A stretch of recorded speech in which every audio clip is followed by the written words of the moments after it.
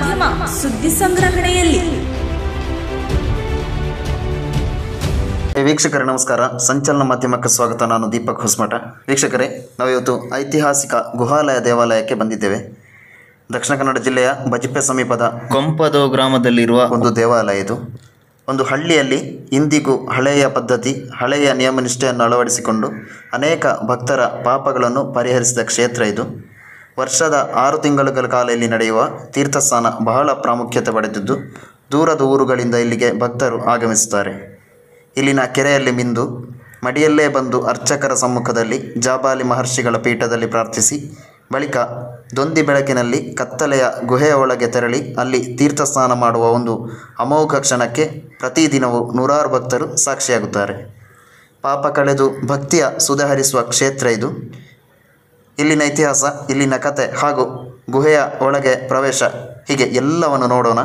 ಇಲ್ಲಿನ ಅರ್ಚಕರಾದ ಬಸನ್ನ ಭಟ್ ಅವರು ಇಲ್ಲಿನ ಇತಿಹಾಸ ಕೂಡ ನಮಗೆ ಹೇಳ್ತಾರೆ. ಬನ್ನಿ, ಸ್ವಾಗತ ನಿಮಗೆ ಐತಿಹಾಸಿಕ ದೇವಾಲಯ ನೆಲ್ಲಿತೀರ್ಥಕ್ಕೆ, ಸಂಚಲನದ ಹೊಸ ವಿಷಯಕ್ಕೆ. ನೋಡಿ, ನಾವೀಗ ಕೆರೆಯ ಬಳಿಗೆ ಹೋಗ್ತಿದ್ದೇವೆ. ಅಡಿಕೆ ತೋಟದ ಮಧ್ಯೆ ಕಲ್ಲು ಹಾಸಿನ ಮೇಲೆ ನಡೆದುಕೊಂಡು ಹೋಗಬೇಕು ಆ ಕೆರೆ ಹತ್ರ.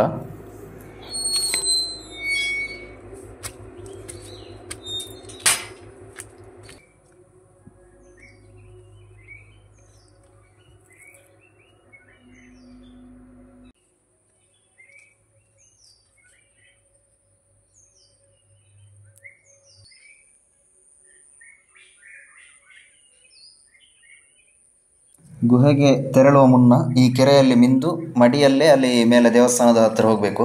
ಅಲ್ಲಿ ಜಾಬಾಲಿ ಮಹರ್ಷಿಗಳ ಪೀಠ ಇದೆ. ಅಲ್ಲಿ ಅರ್ಚಕರಿರ್ತಾರೆ. ಅವರು ನಮ್ಮನ್ನು ಪ್ರಾರ್ಥಿಸಿ, ಅಂದರೆ ಪ್ರಾರ್ಥನೆ ಮಾಡಿ, ಮಹರ್ಷಿಗಳ ಹತ್ರ ಪ್ರಾರ್ಥನೆ ಮಾಡಿ ಆನಂತರ ಅಲ್ಲಿ ಗುಹೆ ಹತ್ರ ಅಲ್ಲಿ ಕರ್ಕೊಂಡು ಹೋಗಲಿಕ್ಕೆ ಮಾರ್ಗದರ್ಶಕರು ಕೂಡ ಇದ್ದಾರೆ. ಗುಹೆಯಿಂದ ಒಳಗೆ ಕರ್ಕೊಂಡು ಹೋಗಲಿಕ್ಕೆ ಎಲ್ಲವನ್ನು ನೋಡುವ ನಾವು ಈಗ. ಎಲ್ಲವನ್ನು ನಮಗೀಗ ಅವರು ಕೂಡ ತೋರಿಸ್ತಾರೆ. ಇಲ್ಲಿ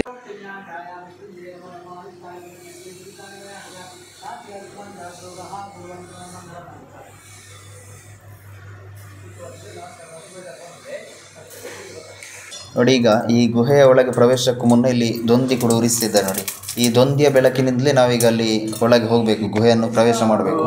ಅಲ್ಲಿ ಒಳಗೆ ಹೋಗುವಾಗ ದಾರಿ ಕೂಡ ಇಕ್ಕಟ್ಟಾಗಿದೆ. ಅಂದರೆ ಒಂದು ಜಾಗದಲ್ಲೆಲ್ಲ ತೆವಳಿ ಕಂಡೆಲ್ಲ ಹೋಗಲಿಕ್ಕೆ ಸಿಗ್ತದೆ. ಅಲ್ಲಿ ನೀರೆಲ್ಲ ಇದೆ. ಅಲ್ಲಿ ಒಳಗೆ ಹೋಗಿ ತೀರ್ಥ ಸ್ನಾನ ಮಾಡಲಿಕ್ಕೆ. ಅಲ್ಲಿ ಶಿವಲಿಂಗ ಇದೆ, ಮತ್ತು ಒಂದು ಪ್ರಸಾದ ಅಂತ, ಅಲ್ಲಿದು ಪ್ರಸಾದದು ಮಣ್ಣು, ಆ ಮಣ್ಣನ್ನೇ ಪ್ರಸಾದ ಅಂತ ಹಾಕಿಕೊಂಡು ಬರೋದು ಈಗ ನಾವೀಗ. ಮತ್ತು ಆ ಚರ್ಮ ರೋಗ ಮುಂತಾದ ಚರ್ಮವ್ಯಾಧಿ ಕಾಯಿಲೆಗಳಿಗೆ ಅಲ್ಲಿನ ಆ ಮಣ್ಣು, ಆ ಪ್ರಸಾದ ಅದೇ ಒಂದು ಮದ್ದು. ಮತ್ತು ಅಲ್ಲಿ ತೀರ್ಥ ಸ್ನಾನ ಮಾಡಿದರೆ ಎಲ್ಲ ಪಾಪಗಳೆಲ್ಲ ದೂರ ಆಗ್ತದೆ ಅನ್ನುವಂಥ ನಂಬಿಕೆ ಇದೆ. ಅನೇಕ ಭಕ್ತರು ಇಲ್ಲಿಗೆ ಬರ್ತಾ ಇರ್ತಾರೆ. ನಾವು ಕೂಡ ಈಗ ಹೋಗ್ತಾ ಇದ್ದೇವೆ ಒಳಗೆ. ಇಲ್ಲಿ ದಾರಿ ಸ್ವಲ್ಪ ಇಕ್ಕಟ್ಟಾಗಿದೆ.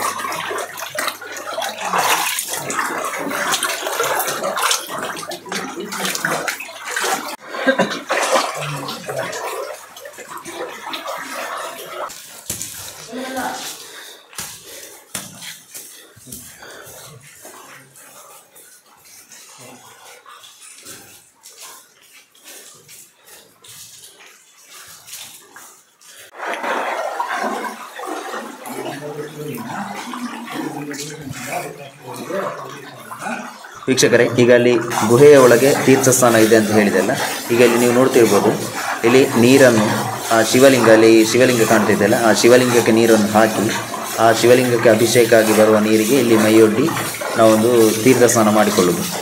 ಅದೊಂದು ಇಲ್ಲಿನ ಒಂದು ಪುಣ್ಯ ತೀರ್ಥಸ್ಥಾನ.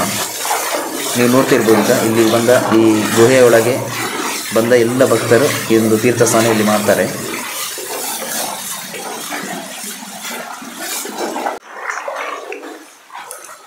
ಮತ್ತು ನೋಡಿ, ಇದು ಇಲ್ಲಿನ ಪ್ರಸಾದ.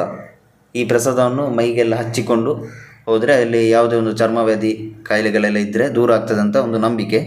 ಅನೇಕರ ಬಾಳಲ್ಲಿ ಅದೊಂದು ಬೆಳಕಾಗಿ ಕೂಡ ಬಂದಿದೆ. ಯಾಕೆಂತ ಹೇಳಿದರೆ, ಇಲ್ಲಿನ ಇಷ್ಟಗಾಲದಲ್ಲಿ ಮಾತ್ರ ಇಲ್ಲಿ ಮಣ್ಣು ಸ್ವಲ್ಪ ಮೆದುವಾಗಿದೆ, ಬಾಕಿ ಎಲ್ಲ ಕಲ್ಲಿನಿಂದ ಕೂಡಿದ ಜಾಗ. ಇದು ಗುಹೆ, ಇದು ಇಲ್ಲಿನ ಪ್ರಸಾದ. ಇಲ್ಲಿ ಒಳಗೆ ಬಂದು ಇಲ್ಲಿಂದ ಒಳಗಿಂದ ಪ್ರಸಾದ ತಗೊಂಡು ಹೊರಗೆ ಹೋಗಲಿಕ್ಕಿಲ್ಲ. ಮತ್ತು ಇದು ಈ ಜಾಬಾಲಿ ಮಹರ್ಷಿಗಳು ದೇವಿಯನ್ನು ಒಲಿಸಿಕೊಳ್ಳಲಿಕ್ಕೆ ತಪಸ್ಸು ಮಾಡಿದಂಥ ಜಾಗ. ಈ ಗುಹೆಯೊಳಗೆ ಜಾಬಾಲಿ ಮಹರ್ಷಿಗಳು ತಪಸ್ಸು ಮಾಡಿದಂಥ ಜಾಗ ನೋಡಿ ಇದು. ಈಗ ನಾವು ಗುಹೆಯೊಳಗೆ ತೀರ್ಥಸ್ನಾನ ಎಲ್ಲ ಮುಗಿಸಿಕೊಂಡು ಇನ್ನು ಹೊರಗೆ ಬರ್ತಾ ಇದ್ದೇವೆ ನೋಡಿ. ಈಗ ಇನ್ನಲ್ಲಿ ಅರ್ಚಕ ಪ್ರಸನ್ನ ಭಟ್ ಅಂತ ಇದ್ದಾರೆ, ಈ ದೇವಾಲಯದ ಆಡಳಿತ ಮಂಡಳಿಯವರು ಕೂಡ ಅವರು. ಅವರಿಗೆ ನಮಗೆಲ್ಲನೂ ಹೇಳ್ತಾರೆ, ಈಗ ಇಲ್ಲಿನ ಮಾಹಿತಿ ಎಲ್ಲ ಕೊಡ್ತಾರೆ. ಓಂ ಹರಶಂಭೋ ಮಹಾದೇವ ವಿಶ್ವೇಶಾಮರವಲ್ಲಭ ಶಿವಶಂಕರ ಸರ್ವಾತ್ಮ ನೀಲಕಂಠ ನಮೋಸ್ತುತೆ. ಮೃತ್ಯುಂಜಯ ನಮಸ್ತಭ್ಯಂ ಮೃತ್ಯುಂ ಹರಣಮಾಮ್ಯಹಂ ಸರ್ವಮೃತ್ಯು ವಿನಾಶಾಯ ಮೃತ್ಯುಂಜಯ ನಮೋ ನಮಃ. ವಕ್ರತುಂಡ ಮಹಾಕಾಯ ಕೋಟಿಸೂರ್ಯ ಸಮಪ್ರಭ ನಿರ್ವಿಘ್ನಂ ಕುರುಮೇ ದೇವ ಸರ್ವಕಾರ್ಯೇಷು ಸರ್ವದಾ. ಗುರುಬ್ರಹ್ಮ ಗುರುವಿಷ್ಣು ಗುರುದೇವೋ ಮಹೇಶ್ವರ ಗುರು ಸಾಕ್ಷಾತ್ ಪರಬ್ರಹ್ಮ ತಸ್ಮೈ ಶ್ರೀ ಗುರುವೇ ನಮಃ. ಎಲ್ಲರಿಗೂ ನಮಸ್ಕಾರ. ನಾನು ಪ್ರಸನ್ನ ಭಟ್ ಅಂತ ಈ ದೇವಸ್ಥಾನದ ವ್ಯವಸ್ಥಾಪನಾ ಸಮಿತಿಯ ಸದಸ್ಯನಾಗಿದ್ದೇನೆ. ಇಲ್ಲಿಯ ವ್ಯವಸ್ಥೆಯನ್ನು ನೋಡಿಕೊಳ್ಳುತ್ತಾ ಇದ್ದೇನೆ. ಶ್ರೀ ಸೋಮನಾಥೇಶ್ವರ ಗುಹಾಲಯ. ಇದಕ್ಕೆ ಇತಿಹಾಸ ನೋಡಿದರೆ ನಮ್ಮ ಪುರಾಣದ ಕಥೆಗೆ ಹೋಗಬೇಕಾಗ್ತದೆ. ಕಟೀಲ್ ಕ್ಷೇತ್ರ ಮಹಾತ್ಮೆಯಲ್ಲಿ ಈ ದೇವಸ್ಥಾನ ಕಥೆ ಬರ್ತದೆ. ಅಲ್ಲಿಯ ಮಹರ್ಷಿ ಜಾಬಾಲಿ ಮಹರ್ಷಿಗಳು ಅಲ್ಲಿಯ ಕ್ಷೇತ್ರ ಮಹಾತ್ಮೆಯ ಕಾಲದಲ್ಲಿ ಅರುಣಾಸುರನ ವಧೆಗಾಗಿ ತಪಸ್ಸು ಮಾಡಿದಂತಹ ಜಾಗ ಇದು. ಇಲ್ಲಿ ಅದೇ ನಮಗೆ ವಿಶೇಷತೆ. ಇಲ್ಲಿಯ ಗುಹಾಲಯದ ಒಳಗೆ ಅವರು ತಪಸ್ಸು ಮಾಡಿ ದೇವಿಯನ್ನು ಒಲಿಸಿಕೊಂಡು ಅರುಣಾಸುರನ್ನು ವಧ ಮಾಡಿದ ಕತೆ ಅದು ಪ್ರಚಲಿತವಾಗಿದೆ. ಕಟೀಲ್ ಕ್ಷೇತ್ರ ಮಹಾತ್ಮೆ ಯಕ್ಷಗಾನದಲ್ಲಿ ಇದು ಕಾಣಸಿಗುತ್ತದೆ. ಹಾಗೆ ಕಟೀಲಿಗೆ ಮತ್ತು ನೆಲ್ಲಿದ್ದಕ್ಕೆ ನೇರವಾಗಿ ಒಂದು ಸಂಬಂಧವನ್ನು ಅವರೇ ಆ ಕಾಲದಲ್ಲಿ ಕಲ್ಪಿಸಿಕೊಟ್ಟಿದ್ದಾರೆ. ಹಾಗೆ ಕ್ರಮೇಣದಲ್ಲಿ ಅದು ಚೌಟರ ಅರಸರ ಕಾಲದಲ್ಲಿ ಅವರಿಗೆ ಸಂಬಂಧಪಟ್ಟ ಅವರು ಈ ದೇವಸ್ಥಾನವನ್ನು ನೋಡಿಕೊಂಡು ಬರ್ತಾಯಿದ್ರು. ಆಮೇಲೆ ಪ್ರಸ್ತುತವಾಗಿ ಅದು ಕಾಲಕ್ರಮೇಣ ಅದು ಬದಲಾಗಿ ಈಗ ಸದ್ಯಕ್ಕೆ ಊರಿನವರಿಗೆ ನೋಡಿಕೊಳ್ಳುವ ಪರಿಸ್ಥಿತಿ ಈಗ ಅಲ್ಲಿಗೆ ಬಂದು ಈಗ ಮುಟ್ಟಿದೆ. ಈಗ ನಾವೇ ಎಲ್ಲ ಊರಿನವರು ಸೇರಿಕೊಂಡು ಈ ದೇವಸ್ಥಾನವನ್ನು ನಡೆಸ್ತಾ ಇದ್ದೇವೆ. ಇಲ್ಲಿಯ ವಿಶೇಷ ಅಂದರೆ ಗುಹಾತೀರ್ಥ ಸ್ಥಾನ. ಇಲ್ಲಿಯ ಪ್ರಾಮುಖ್ಯತೆ ವಿಷಯ ವರ್ಷಕ್ಕೆ ಒಂದು 6 ತಿಂಗಳುಗಳ ಕಾಲ, ಅಂದರೆ ಅಕ್ಟೋಬರ್ ತುಲಾ ಕಾವೇರಿ ಸಂಕ್ರಮಣದಂದು ಬೆಳಿಗ್ಗೆ ಅದಕ್ಕೆ ಸಂಬಂಧಪಟ್ಟ ಎಲ್ಲ ಪೂಜೆ ಪುನಸ್ಕಾರಗಳೊಂದಿಗೆ ಕ್ಷೇತ್ರದ ತಂತಿಗಳು ಬಂದು ಎಲ್ಲರ ಅತಿಥಿ ಗಣ್ಯರ ಸಮ್ಮುಖದಲ್ಲಿ ದೇವರಲ್ಲಿ ಪ್ರಾರ್ಥನೆ ಮಾಡಿ, ಇಲ್ಲಿ ಗುರುಗಳ ಹತ್ರ ಪ್ರಾರ್ಥನೆ ಮಾಡಿ ಗುಹಾ ತೀರ್ಥಸ್ಥಾನವನ್ನು ನಾವು ಮಾಡ್ತೇವೆ. ಅಲ್ಲಿಂದ ಮುಂದಕ್ಕೆ ಏಪ್ರಿಲ್ 14 ಅಂದರೆ ಮೇಷ ಸಂಕ್ರಮಣದವರೆಗೆ ಪ್ರತಿದಿನ 6 ತಿಂಗಳ ಕಾಲ ಮಧ್ಯಾಹ್ನದವರೆಗೆ, ಮಧ್ಯಾಹ್ನ ಅಂದರೆ ದೇವರ ಮಹಾಪೂಜೆ ಆದ ನಂತರ ಅಲ್ಲಿ ತನಕ ದೇವಸ್ಥಾನ ತೀರ್ಥಸ್ಥಾನ ನಡೀತಾ ಇರ್ತದೆ. ಆ ನಂತರ ಮೇಷ ಸಂಕ್ರಮಣ ನಂತರ ಗುಹೆ ಹೋಗುವುದನ್ನು ನಾವು ನಿಲ್ಲಿಸ್ತೇವೆ. ಆಮೇಲೆ ದೇವರಿಗೆ ಬಿಟ್ಟು ಕೊಡುವುದಂತ ಹಿಂದಿನಿಂದ ಬಂದ ಒಂದು ಪ್ರತೀತಿ, ಅದನ್ನೇ ನಾವು ನಡೆಸಿಕೊಂಡು ಬರ್ತಾ ಇದ್ದೇವೆ. ಮತ್ತು ಗುಹೆಯೊಳಗೆ ಹೋಗುವುದಿದ್ದರೆ ಕೆಲವು ಕಟ್ಟುಪಾಡುಗಳಿದೆ. ಯಾಕಂದರೆ ನಮ್ಮ ದೇವಸ್ಥಾನ ನಾವು ಅದನ್ನು ಆ ವಿಷಯವನ್ನು ನಾವು ಇಲ್ಲಿ ಉಳಿಸಿಕೊಂಡೇ ನಾವು ಹೋಗೋದು. ಯಾಕಂದರೆ ಒಂದು ಕ್ರಮಗಳೆಲ್ಲ ಉಂಟು. ಇದು ಮೋಜು ಮಜಾ ಮಾಡುವ ಕ್ಷೇತ್ರ ಅಲ್ಲ, ಪಾವಿತ್ರ್ಯ ಕ್ಷೇತ್ರ. ಇಲ್ಲಿ ಬಂದರೆ ಪಾವಿತ್ರತೆಯನ್ನು ಕಾಪಾಡಲೇಬೇಕು ಎಲ್ಲರೂ. ಅದು ನಮ್ಮ ಮೊದಲ ಆದ್ಯತೆ. ಅದರಲ್ಲಿ ಯಾವುದೇ ಒಂದು ಯಾರು ಮೇಳು ಕೀಳು ಎಂಬ ಭಾವನೆ ಇಲ್ಲ. ಯಾರು ಎಷ್ಟು ದೊಡ್ಡ ವ್ಯಕ್ತಿ ಬಂದರೂ ಕೂಡ ನಮ್ಮ ದೇವಸ್ಥಾನದ ಒಳಗೆ ಗುಹೆ ಒಳಗೆ ಹೋಗುವುದಿದ್ದರೆ ಒಂದು ಸಂಪ್ರದಾಯ ಉಂಟು. ಇಲ್ಲಿ ಒಂದು ಕೆರೆ ಉಂಟು. ಕೆರೆಯಲ್ಲಿ ಸ್ನಾನ ಮಾಡಿ ಒದ್ದೆ ಬಟ್ಟೆಯಲ್ಲಿ ಬಂದು ಇಲ್ಲಿ ಜಾಬಾಲಿ ಋಷಿಗಳ ಸನ್ನಿಧಾನದಲ್ಲಿ ಪ್ರಾರ್ಥನೆ ಮಾಡಿ ನಂತರದಲ್ಲಿ ದೇವಸ್ಥಾನ ಗುಹೆಯೊಳಗೆ ನಮ್ಮ ಗೈಡ್ ಇದ್ದಾರೆ ಕರ್ಕೊಂಡು ಹೋಗಲಿಕ್ಕೆ. ಅದು ಗಂಡಸರು ಪಂಚೆ ಅಥವಾ ಬೈರ ಸುಟ್ಟುಕೊಳ್ಬೇಕು, ಹೆಂಗಸರು ಚೂಡಿದಾರ ಅಥವಾ ಸಾರಿ ಈ ರೀತಿಯಲ್ಲಿ ಹೋಗಿ ಕೆರೆಯಲ್ಲಿ ಸ್ನಾನ ಒದ್ದೆ ಬಟ್ಟೆಯಲ್ಲೇ ಹೋಗೋದು. ಬಂದ ನಂತರ ಎಲ್ಲ ಆ ಬಟ್ಟೆಯನ್ನು ಚೇಂಜ್ ಮಾಡಿಕೊಂಡು ಅದಕ್ಕೆ ಪ್ರಸಾದ ಎಲ್ಲ ಸಿಗ್ತದೆ. ಒಂದು 100 ರೂಪಾಯಿ ಅದಕ್ಕೆ ಟಿಕೆಟ್ ಉಂಟು ನಮಗೆ ಗುಹೆ ಒಳಗೆ ಹೋಗೋದಿದ್ದರೆ. ಯಾಕಂದರೆ ನಮ್ಮ ಈಗಿನ ಕಾಲದಲ್ಲಿ ಅದು ಸಾಕಾಗೋದಿಲ್ಲ. ಆದರೂ ನಾವೊಂದು ನಮಗೆ ವ್ಯವಸ್ಥೆಗೆ ಬೇಕೇ ಬೇಕು. ಕರ್ಕೊಂಡು ಹೋಗೋರಿಗೆ ಸಂಬಳ, ಹಾಗೆ ಇಲ್ಲಿ ನಿತ್ಯ ಅನ್ನದಾನ ಉಂಟು ನಮ್ಮದು. ಗುಹೆಗೆ ಬಂದವರಿಗೆ ಇಲ್ಲಿ ಬೇರೆ ಎಂಥದೂ ವ್ಯವಸ್ಥೆ ಇಲ್ಲ, ಹೋಟೆಲು ಆಗಲಿ ಅಂಗಡಿ ಏನಿಲ್ಲ. ಬಂದವರಿಗೆ ಒಂದು ದೂರದಿಂದೆಲ್ಲ ಬರುವವರಿದ್ದಾರೆ, ಅವರಿಗೊಂದು ನಮ್ಮ ಒಂದು ಭಕ್ತಾದಿಗಳ ಕೂಡಿಕೆಯಿಂದಲೇ, ಅದು ಕೂಡ ನಮಗೆ ಯಾರಿಂದಲೂ ಬರುವುದಲ್ಲ, ಕೊಡಬೇಕೆಂದು ಎಲ್ಲಿಂದಲೂ ಬರುವುದಿಲ್ಲ. ಭಕ್ತಾದಿಗಳ ಕೂಡಿಕೆಯಿಂದ ಒಂದು ಅನ್ನದಾನದ ವ್ಯವಸ್ಥೆ ಇದೆ, ಅದನ್ನು ಮಾಡ್ತಾ ಇದ್ದೇವೆ. ಅದಲ್ಲದೆ ಆ ರೀತಿಯಲ್ಲಿ ಗುಹೆಗೆ ಹೋಗಿ ಬರಬೇಕು. ಅದರಲ್ಲಿ ನಮಗೆ ಆಧ್ಯಾತ್ಮಿಕ ಚಿಂತನೆ. ಗುಹೆಗೆ ಹೋಗುವುದು ಅಂದರೆ ಒಂದು ತಾಯಿಯ ಗರ್ಭದೊಳಗೆ ಇದ್ದು ಬೆಳೆದು ಸಣ್ಣ ಮಗುವಿಂದ ಮೇಲೆ ತನಕ ದೊಡ್ಡವರಾಗುವ ತನಕ ಯಾವ ರೀತಿಯಲ್ಲಿ ನಾವು ಬೆಳೀತೇವೆ ಅದೇ ರೀತಿಯಲ್ಲಿ ಗುಹೆಯೊಳಗೆ ಹೋಗುವ ಒಂದು ಕಲ್ಪನೆ ಇರ್ತದೆ. ಹಾಗೆ ಆ ರೀತಿಯಲ್ಲಿ ಭಕ್ತಾದಿಗಳು ಹೋಗ್ತಾ ಇದ್ದಾರೆ. ಹಾಗೂ ಇಲ್ಲಿ ಬಾಕಿ 6 ತಿಂಗಳ ನಂತರ ಯಾವುದೇ ಒಂದು ಗುಹೆಯೊಳಗೆ ಹೋಗುವ ಕ್ರಮ ಇಲ್ಲ. ಇಲ್ಲಿ ಪೂಜೆ ಪುನಸ್ಕಾರಗಳು ವರ್ಷ ಇಡೀ 12 ತಿಂಗಳು ನಡೀತದೆ. 3 ಹೊತ್ತು ಪೂಜೆ ಉಂಟು ದೇವರಿಗೆ, ಬೆಳಿಗ್ಗೆ ಮಧ್ಯಾಹ್ನ ಸಾಯಂಕಾಲ. ಅಲ್ಲದೆ ಪಂಚಪರ್ವಗಳೆಲ್ಲ ನಡೀತಾ ಇರ್ತವೆ.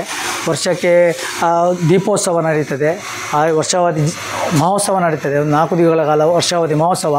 ಹಾಗೂ ಇಲ್ಲಿ ಧರ್ಮದೈವಗಳೆಲ್ಲಿದ್ದಾರೆ ಅವರಿಗೆ ಒಂದು ದಿವಸ ನೇಮೋತ್ಸವ, ಆಮೇಲೆ ಶಿವರಾತ್ರಿ ಮಹೋತ್ಸವ ಎಲ್ಲ ನಡೀತಾ ಇರ್ತದೆ.